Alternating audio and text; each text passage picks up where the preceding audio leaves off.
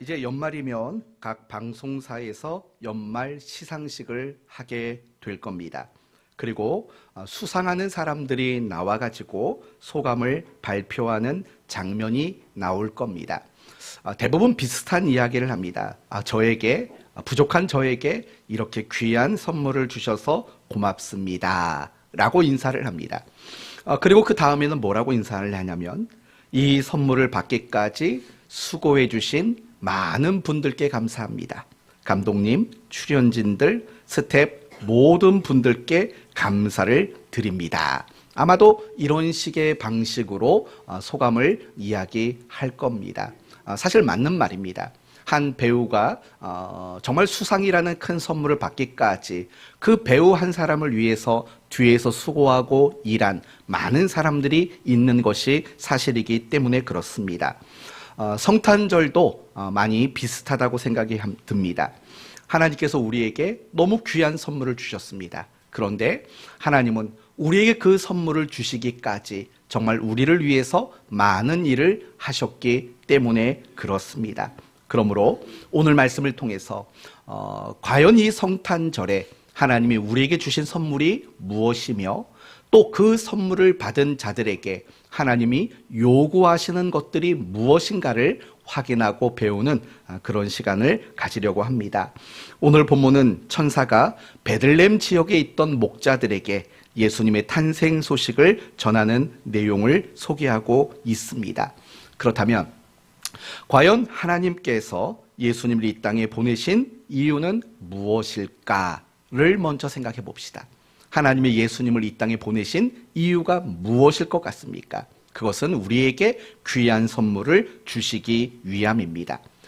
저는 오늘 여러분에게 하나님이 예수님을 통해서 우리에게 주시고자 했던 선물 두 가지가 무엇인지 여러분에게 말씀을 드리려고 합니다. 첫 번째는 기쁨입니다. 뭐라고요? 기쁨. 10절 말씀을 보면 천사에게 이르되 무서워하지 말라. 보라, 내가 온 백성에게 미칠 큰 기쁨의 좋은 소식을 너희에게 전하노라. 예수님이 이 땅에 보내어지신 이유는 우리에게 기쁨이라는 선물을 주시기 위함이라고 말씀하고 있는 겁니다. 그렇다면 예수님이 이 땅에 태어나는 것이 왜 이 땅의 사람들에게 기쁨의 사건이 될 것인가를 생각해 봐야 합니다. 그 이유를 11절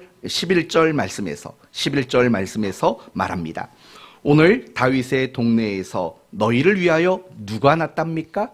구주가 나셨다라고 말합니다. 여기서 우리가 알 수 있는 것은 무엇이냐면 이 땅의 모든 사람들에게는 구주가 필요한 존재들이라는 겁니다. 이 땅을 살아가는 단 한 사람도 예외 없이 모든 사람에게는 구주가 반드시 필요하다라는 겁니다. 그 이유는 무엇입니까? 왜냐하면 그 이유는 이 땅에 태어나는 모든 사람들이 다 죄인으로 태어나기 때문입니다. 조금 우습게 말한다면 배꼽 가진 사람들은 다 죄인입니다. 뭐 요즘에는요 배꼽 성형도 있어요. 그거 아세요? 배꼽 성형이 뭔지? 다리가 길게 보이려고 배꼽을 위쪽으로 올리는 사람들이 있다고 합니다. 뭐 이렇게 말하면서 나중에 다 할지도 모르면서 여하튼 중요한 것은 배꼽이 있는 모든 사람들은 다 이 땅의 죄인으로 태어난다라는 거예요. 그런데 안타까운 건 뭐냐면 죄인으로 태어났는데 자신의 그 죄의 문제를 어떤 방법으로든 해결할 수 있는 사람이 존재하지 않는다라는 거예요. 그래서 사람들이 내가 죄인이라는 사실을 인정하든 인정하지 않든 간에 사실은 모든 사람들이 구주가 필요할 수밖에 없는 존재라는 거예요. 그런 인간을 위해서 2000년 전에 예수님께서 인간의 몸으로 이 땅에 오신 겁니다. 그리고 고난을 당하셨고 십자가에 못 박혀 죽으셨고 또 부활하셨던 것이죠. 그것으로 인해서 하나님은 우리를 용서하시고 우리를 의롭다고 인정해 주신 바로 그 사건이 예수님이 이 땅에 오신 사건으로 인해서 시작된 일들이라는 겁니다. 그렇다면 세상의 모든 사람들이 죄인이라면 모든 사람들에게 구주가 등장했다라는 것은 굉장히 큰 기쁨일 수밖에 없는 겁니다. 단지 그것을 인정하지 못하는 겁니다. 우리는 예수 믿는 사람들은 우리가 이 땅에 죄인으로 태어났고 내가 가지고 있는 그 죄의 문제를 내 스스로 해결할 수 없고, 그런데 예수님이 구주로 오셨다라는 사실이 정말 큰 기쁨으로 여겨지지만, 그러나 세상에 아직 믿음을 가지지 못한 분들은 내가 죄인이라는 사실을 인정하지 못합니다. 그러나 그럼에도 불구하고 모든 사람들에게는 구주가 필요할 수밖에 없는 겁니다. 그 결과 이 땅에 구주로 오신 예수님으로 인해서 우리에게는 기쁨이라는 선물이 주어질 수밖에 없다라는 겁니다. 사랑하는 성도 여러분, 내가 만약에 사형수라고 생각해 보십시오. 그런데 광복절이든 아니면 3.1절이든 성탄절이든 특별 사면이라는 게 있지 않습니까? 내가 사형수인데 특별 사면을 받았다고 생각해 보십시오. 그것이 얼마나 큰 기쁨이겠습니까? 마치 그와 같은 겁니다. 우리 모두는 죄로 인해서 죽을 수밖에 없는 사형수들입니다. 그런데 하나님이 우리를 예수 그리스도의 이름으로 인해서 특별 사면을 해주신 사건, 그게 바로 성탄절이라고 생각한다면 아기 예수님이 이 땅에 오신 그 사건은 우리에게 너무나도 큰 선물, 기쁨의 선물일 수밖에 없는 겁니다. 어쩌면 여러분은 이런 생각이 드실지도 모릅니다. 세상에 좋고 좋은 게 많은데 고작 기쁨이 뭡니까? 고작 기쁨이 뭡니까? 라고 생각하실 분이 있을지도 모릅니다. 그러나 그렇지 않습니다. 우리 그리스도인들에게 있어서 절대적으로 필요한 것이 있다면 그것은 바로 기쁨이기 때문에 그렇습니다. 우리 그리스도인들에게 기쁨이 없다면 참다운 그리스도인의 삶을 살아갈 수 없기 때문에 그렇습니다. 여러분은 사도 바울을 잘 아실 겁니다. 위대한 그리스도인이며 위대한 선교사이며 위대한 목회자입니다. 그가 그렇게 위대함을 가질 수 있었던 이유가 뭘까요? 더 나가서 사도 바울은 다메섹에서 예수님을 만난 이후로 죽을 때까지 한결같은 믿음과 한결같은 신앙을 가지고 있었습니다. 여러분, 한결같다라는 것은 굉장한 실력이라는 거 아시죠? 아내가, 남편이 죽을 때까지 한결같이 그 사람만 사랑한다. 그거 어마어마한 일인 겁니다. 한결같을 수 있다는 것은 대단한 능력이고 대단한 실력일 수밖에 없습니다. 사도 바울이 그랬습니다. 그가 다메섹에서 하나님을 만난 이후로 한결같이 하나님을 사랑하고 하나님을 섬기고 하나님이 자신에게 맡겨진 그 사명들을 얼마나 잘 감당했는지 모릅니다. 그렇다면 바울이 그렇게 귀한 인생을 살 수 있었던 이유가 무엇이라고 생각하십니까? 빌립보서 1장 18절에 그 답이 나옵니다. 나는 기뻐하고 또한 기뻐하리로다. 무슨 말인지 아십니까? 바울에게는 평생토록 그 마음속에 샘솟는 기쁨이라는 것이 있었다는 겁니다. 그 기쁨이 그로 하여금 변함없이 그 맡겨진 그 책임들을 잘 감당할 수 있도록 만들었던 힘의 근원이었다라고 이야기하는 겁니다. 여러분은 초대교회 성도들을 아실 겁니다. 그들이 성령 받기 이전에는 두려워서 숨어있던 자들입니다. 그러나 그들이 성령을 받은 후에는 길거리로 뛰쳐나갔고 사람들에게 예수 그리스도 그분을 증거하는 인생을 살았습니다. 자신의 재산을 팔아서 가난한 자들에게 나누어주는 인생을 살았고 고난과 박해 속에서도 그 믿음과 그 신앙을 잃어버리지 않는 믿음의 절개를 그들은 지켜냈습니다. 어떻게 그럴 수 있었겠습니까? 사도행전 5장 8절에 그 답이 나옵니다. 큰 기쁨이 있더라. 그들이 겪고 있는 모든 고난과 환난 속에서도 그들 안에는 큰 기쁨이 있었다라고 말하는 겁니다.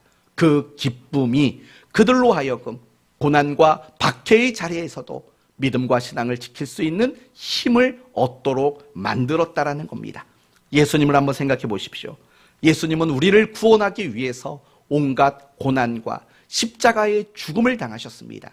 그건 결코 만만한 일이 아니라는 걸 알 겁니다.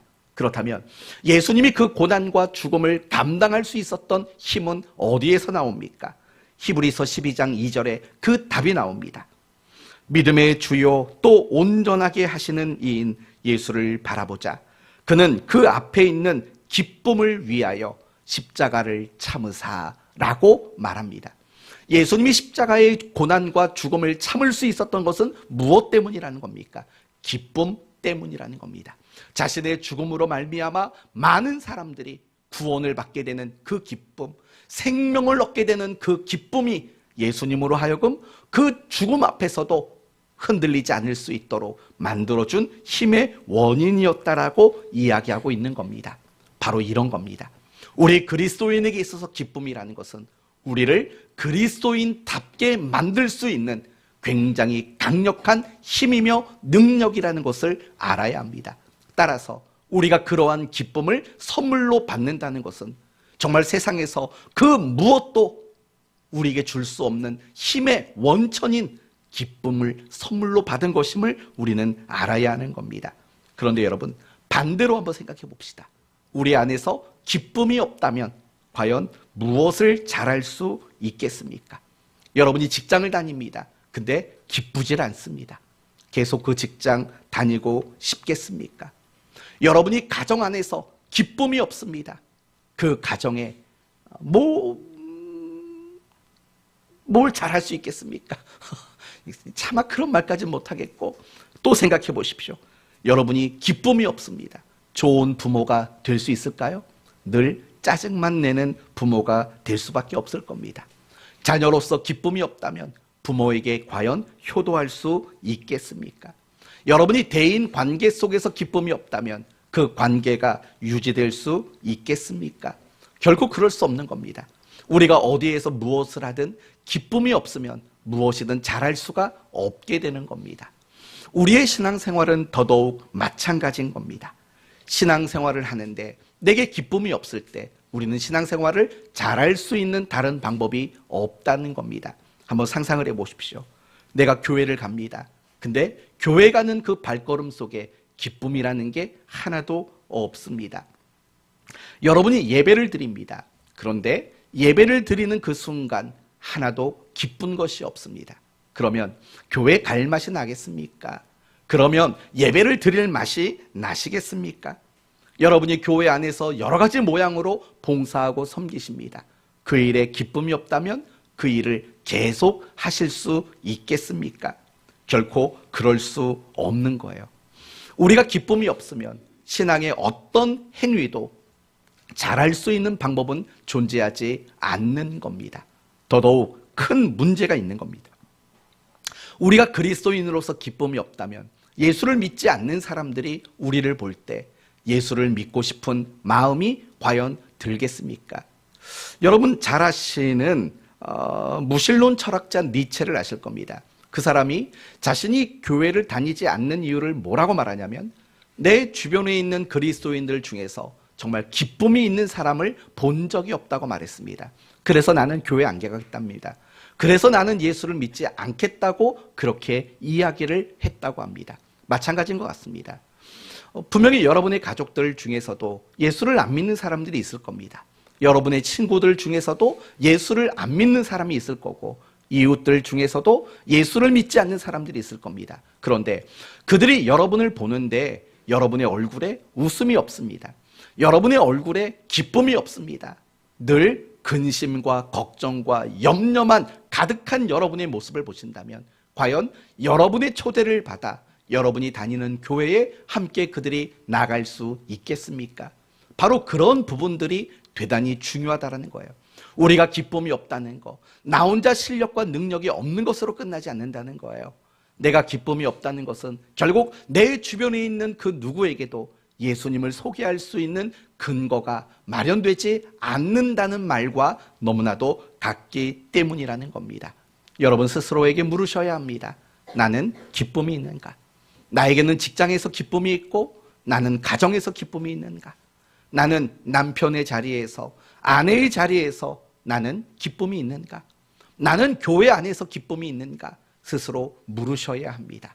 그리고 여러분에게 바라는 것은 여러분 모두가 어느 자리에 있던지 간에 기쁨이 있는, 기쁨이 많은 그런 여러분으로 살아가게 되시기를 바랍니다. 아기 예수님이 이 땅에 오신 이유가 바로 그 기쁨이라는 것을 우리에게 선물로 주시기 위해 이 땅에 오신 겁니다. 그게 바로 성탄절입니다. 우리가 이 성탄절, 우리에게 하나님이 기쁨을 주신 날이라는 사실을 잊지 않고 큰 기쁨 속에 살아가는 여러분 모두가 되시기를 바랍니다. 이제 두 번째 선물이 있습니다. 무엇이냐면 바로 평화입니다. 여러분이 아까 읽지 않았던 14절을 보십시오. 14절을 보시면 지극히 높은 곳에서는 하나님께 영광이요 땅에서는 하나님이 기뻐하신 사람들 중에 평화로다 라고 말하고 있는 겁니다. 아기 예수님을 이 땅에 보내셔서 우리에게 주신 선물 두 번째는 바로 평화입니다. 그렇다면 평화란 무엇일까요? 우리가 보통 생각하는 평화는 이런 거죠. 마음의 평화, 물질의 평화, 건강의 평화, 가정의 평화, 또는 사업의 평화, 무엇인가 문제없이 순탄한 것을 우리는 평화라고 생각을 합니다. 그런데 오늘 본문에 쓰여진 이 평화는 헬라어로 에이레네입니다. 에이레네. 이 원어의 뜻은 무엇이냐면 결합하다라는 뜻이에요. 결합하다. 그러면 여러분 상상해 보십시오. 누구와 결합하는 게 평화일까요? 바로 하나님과 결합하는 것, 그게 바로 평화인 겁니다. 하나님과 연합되다, 하나님과 결합된 상태, 그게 바로 평화인 겁니다. 이게 구약 성경 히브리어로는 제가 여러분에게 자주 쓰는 샬롬이라는 겁니다. 그게 하나님과 연결되고 하나님과 결합된 하나님과의 올바른 그 관계, 바로 그 상태가 평화라고 말하는 겁니다. 역시 또 여러분은 또 이런 생각을 하실지도 모릅니다. 하나님이 우리에게 좀 좋은 걸 주시지 뭐 고작 평화를 주셨을까라고 생각이 드실 수 있습니다. 그러나 그렇지 않습니다. 평화는 우리에게 굉장히 중요한 겁니다. 먼저 이 이야기를 하기 이전에 우리가 생각해야 될 것이 있습니다. 하나님은 우리와 가장 평화로운 관계였던 분이십니다. 여러분 에덴 동산을 생각해 보십시오. 아담과 하와를 생각해 보십시오. 그들은 하나님을 마주하고 그들은 하나님과 함께 늘 살았던 사람들입니다. 그런데 어느 날 그들이 범죄를 하게 됩니다. 하나님이 따먹지 말라고 명한 선악을 알게 하는 나무의 열매를 따먹게 됩니다. 그 결과가 무엇입니까? 그들은 에덴 동산에서 추방을 당하게 됩니다. 그리고 인간이 다시 그 에덴 동산으로 들어오지 못하도록 천사로 하여금 에덴 동산을 지키도록 만들었다는 사실을 아실 겁니다. 그것은 우리에게 무엇을 보여주고 있는 겁니까? 이제는 하나님과 인간의 관계는 더 이상 연합의 관계가 아니라 깨어지고 무너진 관계였다라는 것을 우리에게 보여주는 사건인 겁니다. 그리고 그 후로는 하나님이 인간에게 제한적으로나마 만날 수 있는 제도를 주셨습니다. 그게 뭡니까? 바로 제단이고 성막이고 성전이라는 겁니다. 인간은 제단 앞에서 하나님을 제한적으로 다시 만날 수 있습니다. 성막에서 그리고 성전에서 제사를 통해서 우리는 하나님을 제한적으로 만나게 됩니다. 그렇다면 여기서도 우리가 한 가지 생각해 볼 것이 있습니다. 제단은 왜 필요합니까? 제물은 왜 필요합니까? 성막과 성전은 왜 필요합니까? 그것은 하나님과의 관계가 연합된 관계가 아니기 때문에 그렇습니다. 하나님과의 관계가 올바른 관계가 아니기 때문에 제단이 필요한 거고 성막이 필요한 거고 성전이 필요한 것일 수밖에 없는 겁니다. 바로 그런 것들인 거죠. 그래서 예수님이 이 땅에 오셔서 십자가에 못 박혀 죽으셨을 때 일어났던 사건이 무엇입니까? 성전 안에 있었던 휘장이 찢어진 겁니다. 그 휘장은 우리 식대로 말하면 커튼인 겁니다. 거룩한 곳과 덜 거룩한 곳을 구별짓는 커튼입니다. 그것이 찢어진 겁니다. 그것은 무엇을 우리에게 의미합니까? 이제는 하나님과의 그 관계가 올바른 관계로 형성되었다라는 것을 보여주는 사건이 바로 휘장이 찢어지는 사건인 겁니다. 그래서 예수님의 죽으심을 에베소서 2장에서는 뭐라고 말하냐면 이렇게 말합니다. 그는 우리의 화평이신지라 둘로 하나를 만드사 중간에 막힌 담을 허무셨다라고 그렇게 이야기를 하고 있는 겁니다. 사랑하는 성도 여러분, 평화가 그래서 중요한 겁니다. 하나님이 우리에게 평화를 주셨다는 것은 이제 하나님과 올바른 관계를 맺도록 만드셨다는 겁니다. 그리고 하나님과의 그 올바른 관계는 우리에게 있어서 너무 복된 일일 수밖에 없는 겁니다. 이렇게 생각하시면 됩니다. 여러분, 우리가 강북에서 강남으로 넘어가려면 뭘 건너야만 합니까? 다리를 건너야만 합니다. 다리를 건너지 않고는 강북에서 강남으로 갈 수가 없는 겁니다. 여러분이 집에서 전기를 쓸 수 있는 이유가 무엇입니까? 어느 지역에 있는 전기를 여러분의 집과 연결하는 선이 있기 때문에 여러분은 전기를 쓸 수 있는 겁니다. 여러분이 집에서 물을 쓸 수 있는 것도 마찬가지입니다. 어느 멀리 있는 곳에서의 물이 여러분의 집과 배관이 연관되어 있기 때문에 여러분은 마음껏 물을 사용할 수 있는 겁니다. 하나님의 그 관계, 하나님과 우리가 올바른 관계가 되었다는 것은 그런 의미가 있는 겁니다. 하나님은 우리에게 정말 많은 은혜와 많은 축복을 주기를 원하십니다. 그러려면 하나님과 우리의 관계는 연합이 되어 있어야 되고 연결이 되어 있어야 하는 겁니다. 그래야만 하나님이 우리에게 주시고자 하는 많은 복과 많은 축복들을 우리는 공급받을 수 있는 거죠. 만약에 여러분의 집에 있는 배관이 끊어져 있다면 여러분은 물을 쓰지 못합니다. 여러분의 집 안에 있는 전선이 끊어져 있으면 여러분은 전기를 쓸 수 없게 되는 겁니다. 별로 실감이 안 납니까? 그럼 이렇게 생각해 보십시오. 여러분이 가지고 있는 통장에 100억이 들어있다고 생각해 보십시오. 100억. 근데 비밀번호를 모릅니다. 어떻게 하시겠습니까? 쓸 방법이 없는 겁니다. 물론 너무 머리를 써가지고 은행에 가서 뭐 하면 되지요 라고 말하기, 그렇게까지 가지 마시고, 여러분의 통장에 100억이 있어도 비밀번호를 알지 못한다면 결코 그 돈은 여러분과 무관한 돈일 수밖에 없는 겁니다. 마찬가지인 겁니다. 예수님이 이 땅에 오셔서 우리에게 주신 선물은 평화입니다. 하나님과의 올바른 그 관계를 선물로 주신 겁니다. 그 결과가 무엇입니까? 그 결과, 우리는 하나님이 우리에게 어떤 복을 주시든 간에 그 복을 받아 누릴 수 있는 그런 특권을 가지고 있게 되었다라는 결과를 우리는 얻게 된 것입니다. 사랑하는 성도 여러분, 하나님이 우리에게 평화를 주셨다는 것은 어마어마한 선물을 주셨다는 사실을 잊지 말아야 하는 겁니다. 그렇다면 이제 여러분이 한 가지 확인해야 할 것이 있습니다. 무엇이냐면, 나는 하나님과 평화의 관계 속에 있는가 생각해 봐야 합니다. 나는 하나님과 올바른 관계 속에 있는가를 반드시 점검해 봐야 한다는 겁니다. 어떻게 점검하면 될까요?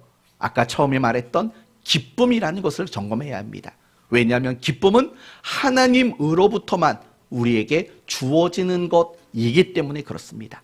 여러분의 마음에 늘 기쁨이 있다면 하나님과 올바른 관계 속에 있을 확률이 많은 겁니다. 또 한 가지 여러분 점검할 수 있는 방법이 있습니다. 그것은 이웃과의 관계를 점검하시면 되는 겁니다. 더 정확히 말하면 남편과 아내의 관계, 부모와 자식과의 관계, 친구와 동료와의 관계, 이런 다양한 관계들을 점검해 보시고 그 관계 속에 불편한 것들이 있는지를 한번 생각해 보시라는 거예요. 만약에 여러분이 다양한 관계 속에 불편함이 없다면, 좋은 관계를 유지하고 있다면 그것은 하나님과 평화의 관계 속에 있는 게 틀림없습니다. 그렇게 말할 수밖에 없는 이유는 무엇이냐면, 항상 이웃은 하나님이 우리에게 거울로 주셨기 때문입니다. 성경엔 이런 말이 있죠. 누구든지 하나님을 사랑하노라 하며 그 형제를 미워하면 뭐하는 사람이랍니까? 거짓말하는 사람이라고 말합니다. 결국 이 말은 무슨 말이냐면, 내가 하나님을 사랑하는 것을 점검할 수 있는 방법은 우리의 이웃을 사랑하고 있는가로 점검할 수 있다란 말인 거예요. 따라서 결국은 우리의 이웃은 어떤 역할이냐면, 내 모습을 점검하고 확인할 수 있는 거울과 같은 역할이 바로 이웃이라는 거죠. 따라서 내가 이웃을 사랑한다면 하나님을 사랑하는 거예요. 내가 이웃과의 그 관계가 평화의 관계라면 그 사람은 하나님과 평화로운 관계 속에 있는 사람일 수밖에 없다라는 사실인 거죠. 사랑하는 성도 여러분, 여러분은 이웃과의 관계가 어떤지를 생각해 보십시오. 보고 싶지 않고 서로 등 돌리고 있는 사람은 없습니까? 불편한 관계 속에 있는 사람은 없습니까? 어쩌면 그 이유가 여러분이 하나님과 올바른 관계 속에 살아가지 않기 때문일 수 있다는 사실을 여러분은 잊지 마셔야 합니다. 중요한 것은 아기 예수님이 이 땅에 오신 이유는 여러분을 하나님과 평화의 관계 속에 살아가도록 하시기 위한 그 선물을 주기 위해 이 땅에 오셨다는 사실을 잊지 않기를 바랍니다. 그래서 날마다 하나님과 평화의 관계, 날마다 하나님과 올바른 관계를 누리며 살아가는 여러분 모두가 되시기를 축원드립니다. 끝으로 제일 중요한 이야기를 이제 하려고 합니다. 예수님이 이 땅에 오심으로 하나님이 우리에게 주신 선물이 무엇이라고 했습니까? 첫째는 기쁨이었고 두 번째는 평화였다고 했습니다. 그렇다면 여러분, 하나님이 우리에게 기쁨을 주시고 평화를 주셨습니다. 그 귀한 선물을 주시기 위해서 하나님이 하신 일은 뭘까요? 바로 이걸 한번 생각해 보자라는 겁니다. 기쁨과 평화라는 선물을 주셨다는 것에 멈추면 안 될 겁니다. 그걸 위해서 하나님은 과연 무엇을 하셨는가? 이걸 생각해 보십시다. 이걸 생각하기 위해서는 아담과 하와의 범죄한 사건들을 생각해 봐야 합니다. 하나님은 아담과 하와를 에덴 동산에 살게 하셨습니다. 그리고 동산 중앙에는 선악을 알게 하는 나무의 실과를 만드셨습니다. 그리고 이렇게 말씀하셨습니다. 이걸 따먹으면 너희는 정녕 죽을 것이다 라고 말합니다. 그러던 어느 날 사탄이 찾아오죠. 그리고 아담과 하와에게 유혹을 합니다. 뭐라고 유혹을 합니까? 너희가 이것을 먹으면 뭐가 밝아진다고요? 눈이 밝아질 것이다. 그리고 누구처럼 될 것이라고 말합니까? 하나님처럼 될 것이라고 말합니다. 여기에 아주 중요한 메시지가 담겨 있습니다. 인간이 죄를 지은 이유가 뭘까요? 인간이 범죄하고 죄인이 된 까닭은 무엇일까요? 그들이 하나님이 되고자 하는 마음을 먹었기 때문에 그들은 죄를 짓고 죄인이 되고 말았다라는 겁니다. 그러나 여러분, 하나님께서 우리에게 기쁨과 평화라는 선물을 주시기 위해서 하신 일은 인간이 했던 그 일과 정반대의 일이라는 사실을 여러분 알고 계십니까?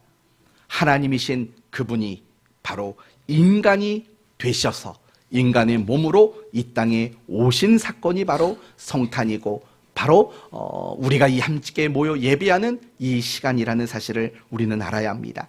인간은 하나님처럼 높아지려 했습니다. 그래서 죄인이 되었습니다. 그러나 하나님은 인간을 구원하기 위해서 하나님이신 그분, 창조주이신 그분이 바로 피조물의 형상인 인간의 몸으로 이 땅에 오셨다라는 사실입니다. 바로 이것이 예수님의 탄생이고 이것이 바로 성탄절의 메시지가 된다라는 겁니다. 잘 체감이 안 되죠. 그럼 이렇게 얘기해 봅시다. 사람은 서로 싸우다 보면 욕이라는 걸 하게 됩니다. 욕을 하다 보면 늘 등장하는 짐승이 있습니다. 말하지 않아도 알죠? 강아지가 늘 등장합니다. 욕을 하다 보면 강아지가 늘 등장하죠. 여러분 그 말 들으면 이렇게 생각하는 분 계십니까? 야, 나를 귀엽다고 말하는 거네? 라고 생각하십니까? 나를 정말 사랑스럽다라고 표현한다고 생각하는 분이 어디 있겠습니까?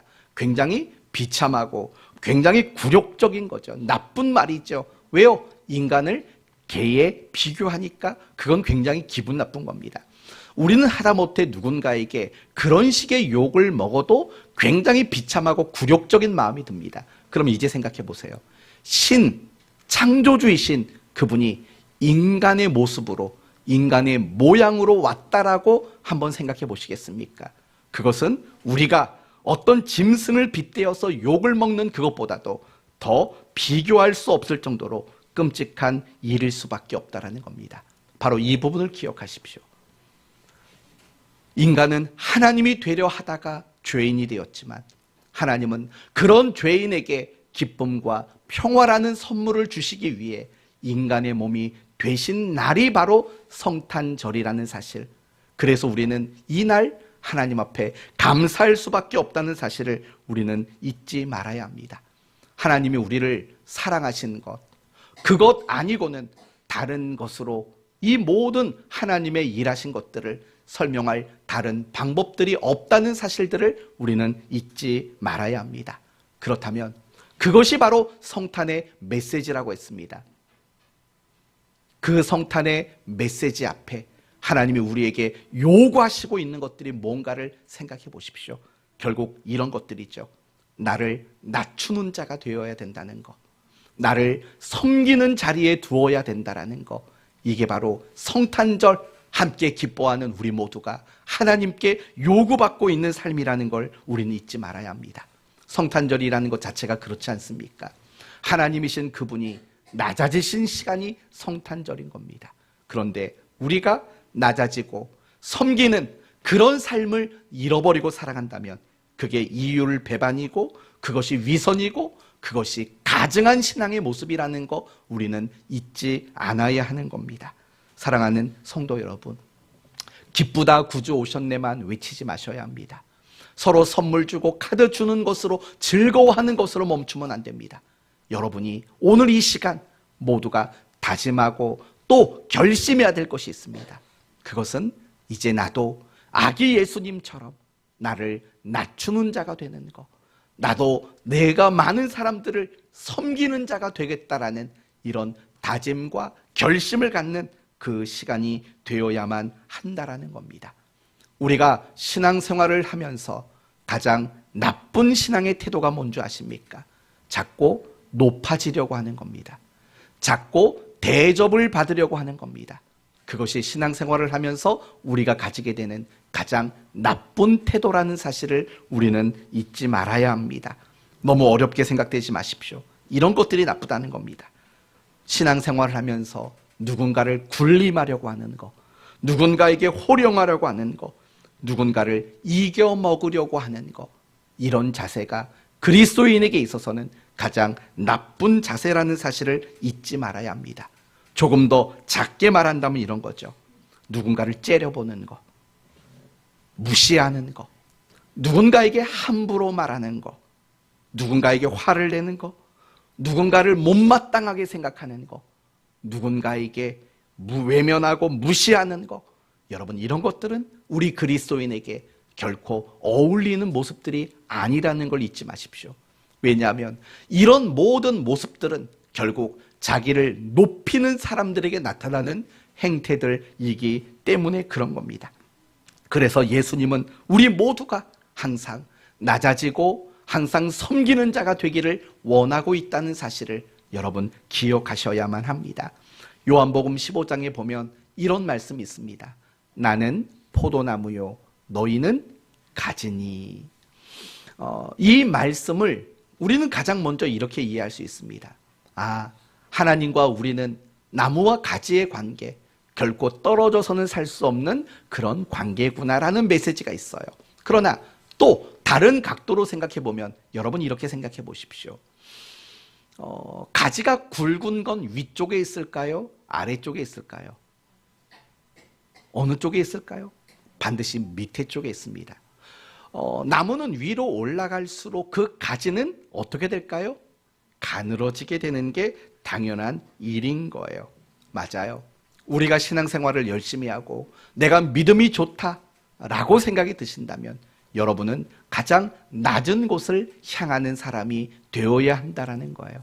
그러나 의외로 믿음이 좋은 사람들, 그리고 신앙이 좋다고 말하는 사람들이 낮은 자리가 아니라 도리어 더 높은 자리를 생각하는 경우들이 얼마나 많이 있는지 모릅니다. 여러분 안에 직분자들이 있죠. 리더들이 있죠. 그렇다면 여러분이 위치해야 될 곳은 가장 낮은 곳이어야 한다는 거예요. 가장 낮은 곳, 가장 섬겨야 하는 곳, 가장 지저분한 곳, 바로 그런 곳이 가장 믿음 좋은 사람들이 있어야 할 자리라는 것을 여러분 모두가 잊지 말아야 합니다. 왜 낮아져야 합니까? 여러분이 왜 섬기는 자리로 나가야 합니까? 이유는 간단합니다.